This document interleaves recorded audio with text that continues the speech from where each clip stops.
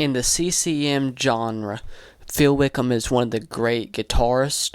He plays on his acoustic and has really cool ideas and stuff that he takes into his playing. In this video, I'm going to break a few of those ideas down so that you can use them, and if you use them correctly, can really transform your playing.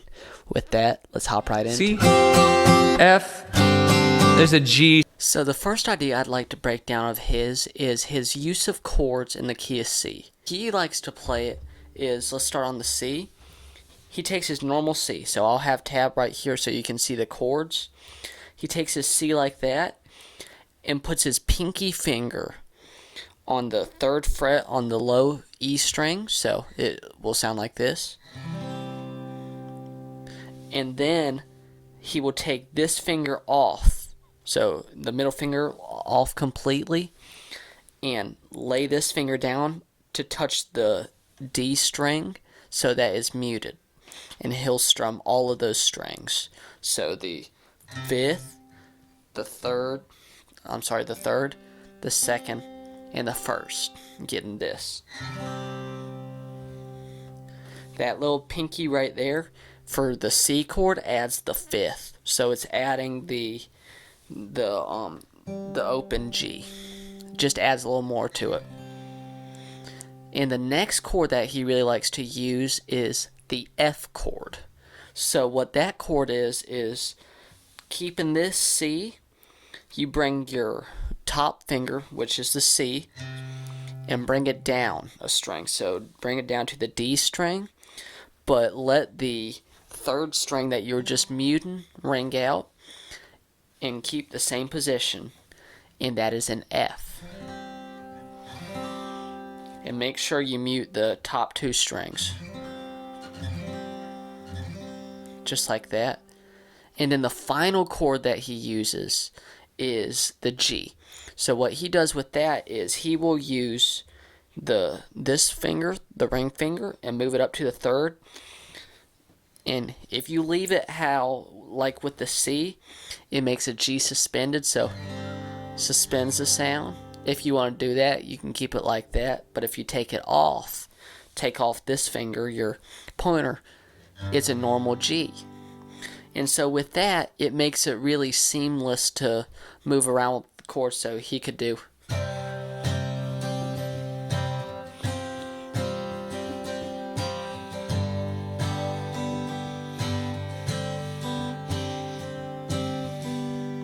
And just like that, you got really simple, easy movements, and that is all in the key of C. In the next video I'll have right here, or clip, will show the chords in the key of B. So with that, let's hop into the next section. So his next chord shapes are in the key of E or B. It's probably B, but I like to think of it as E because it's all the same chords in that family, and those chords will look like this. And so these chords are, so E, a B, so do a B like that, an A, and a C sharp minor. And so half of those chords require bar chords. But what he really likes to do is, for his E chord, he takes the 2 fingers, so the middle and the ring, and swaps those 2 out for his his pointer in his middle, and makes an E minor shape, and takes his pinky and puts it on the 4th fret on the G string. And you strum all of those. That's how I play it. I struggle with that still, but how he really likes to play it is bar with his 1st finger, those 2, but still allow the strings below to ring out, and adds his pinky at the same spot. I can't get those to ring out correctly, but you can play that either way. Keep on practicing with that. But since you're in that kind of position, it's really easy to do the A, the B, and the C sharp minor. So if you want to do a B, your B is, so coming from this shape, you take your middle finger off on the D string and replace it with on the 4th fret on the D string. and strum all the strings from the 5th and down. Then if you want a A, all you gotta do is take your pointer finger off and take your ring finger off, leave your pinky there, and put your pointer finger on the D string, and then hit all 5 strings. That's an A. And then when you want a C sharp minor, all you do is take your, I use my ring finger, but you can do however you want, but put that on the 4th fret on the 5th string and strum all of those. And with that, it makes it so much easier to come up with cool chord progressions. I think of it kind of like Dave Matthews Crash Into Me, because it's that.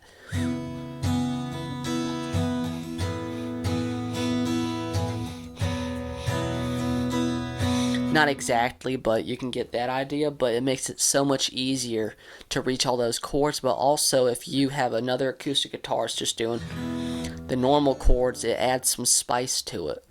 With that, let's hop into the next section of this video. A really cool aspect of Phil's playing is his use of dynamics. Every worship guitarist knows the important use of them. So what dynamics are is, in different parts of a song, knowing what the song needs, and even just hitting those certain strings or doing whatever with it. And Phil in his live settings really does a great job at it. So let's take the chords that I just showed you. So take the C.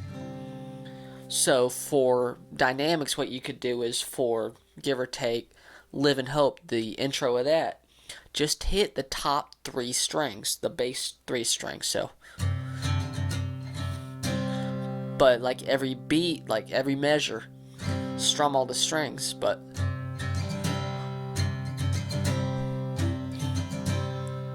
or even do the more bright strings. It adds a lot more dynamic than just doing that the whole time. As a electric or as a acoustic worship guitarist alone, that still just adds so much more to the song than just doing the full strums. And that's something to really look into. And the key to it is having your wrist really loose. So don't have your arm going like this. You really want to have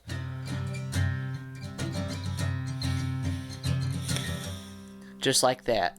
I'm still working on it a little bit myself, but that was really cool to see how he uses it.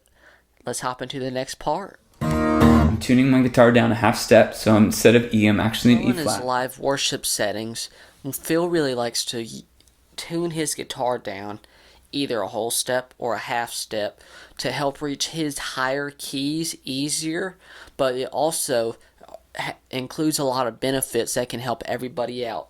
So like, he really likes to take the D chords,